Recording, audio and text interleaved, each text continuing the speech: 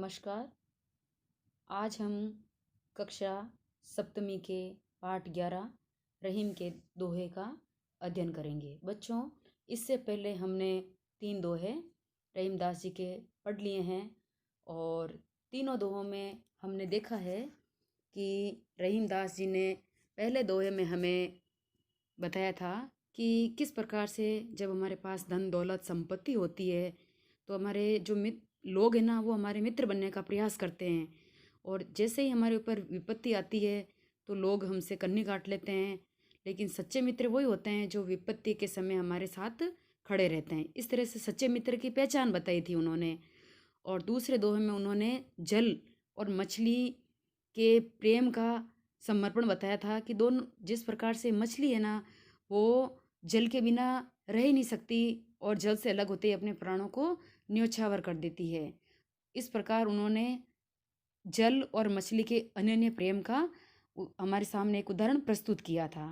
तीसरे दोहे में हमने देखा कि रहीमदास जी ने बताया है कि पेड़ जिस प्रकार से अपने फल स्वयं नहीं खाते हैं, सरोवर अपना पानी स्वयं नहीं पीता है, उसी तरह से जो सज्जन व्यक्ति हैं वो कभी भी अपने हित के लिए संपत्ति इकट्ठी नहीं करते हैं। वो अपनी संपत्ति दूसरों के हित के लिए, पर हित के लिए ही इकट्ठी करते हैं। इसी प्रकार से आज हम रहीमदास जी के चौथे दोहे का अध्ययन करेंगे।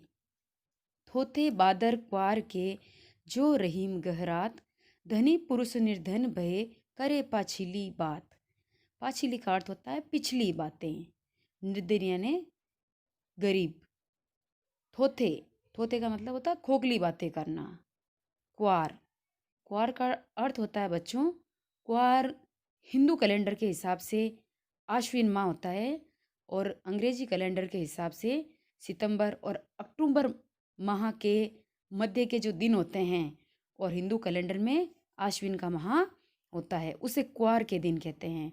तो आश्विन माह के जो बादल, गहरात का मतलब होता है, गहरात का मतलब होता है जो बादल उमड़ घुमड़ करके आते हैं। तो यहाँ पर कवि बता रहे हैं कि क्वार के मौसम में जो बादल गरजते हुए आते हैं किंतु बरसते नहीं हैं।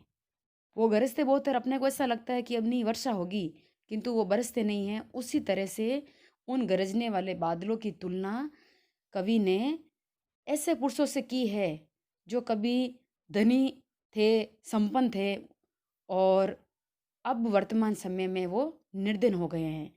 और वो अपने पिछली, अर्थात जिस समय वो धनी थे, अपनी पिछली बातों का बखान करते हैं, जबकि उनको अपनी वर्तमान स्थिति सुधारने के लिए प्रयास करना चाहिए। तो वो उसका तो प्रयास नहीं करते हैं कि उनकी वर्तमान स्थिति सुधरे, उसका प्रयास न करके और अपनी पूर्व के समय की अपने ऐश्वर्य धन संपदा थी जब उनके पास में, और अभिमान पूर्वक उनकी वो बातें करते हैं। पांचवा दोहा। धरती की सी रीत है, शीत घाम ओ में है, जैसी परे सो सही रहे, त्यों रहीम यह दहे। बच्चों, पांचवें दोहे में कवि रहीमदास जी ने धरती किस तरह से व्यापक है और धरती किस तरह से अपने सुख, धरती किस तरह से सारी जो ऋतु होती है, शीत ऋतु, गर्मी में जो तेज़ धूप पड़ती है उसको, और वर्षा में जो तेज वर्षा होती है, उन सबको वो सहन करती है। तो धरती की जो व्यापक सहनशीलता है उसकी तुलना हमारे शरीर से की है। तो यहाँ पर कवि रहीमदास जी बता रहे हैं कि धरती की सी रीत है कि जिस प्रकार से जो धरती है वो शीत यानी सर्दियों के दिन, जाड़े के दिन, घाम गर्मियों की धूप में है, वर्षा तेज बरसात को जैसी परे सो सही रहे, अर्थात उन सबको वो सहन करती है। जैसी भी परिस्थितियाँ आती है वो उन सबको सहन करती जाती है। त्यों रहीम यह दहे।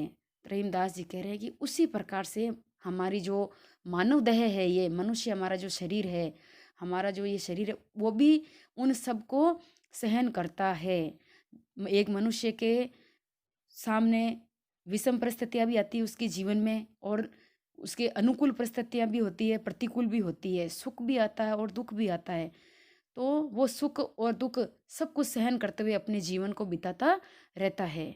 तो इस दोहे में उन्होंने कवि रहीमदास जी ने हमें यही प्रेरणा दी है कि हमें भी धरती के समान सहनशीलता रखते हुए अपने जीवन में आने वाले सुख और दुख को पार करते हुए हमें आगे बढ़ते रहना चाहिए, न कि दुख में ज़्यादा दुखी होना चाहिए और सुख में अत्यधिक सुखी होना चाहिए।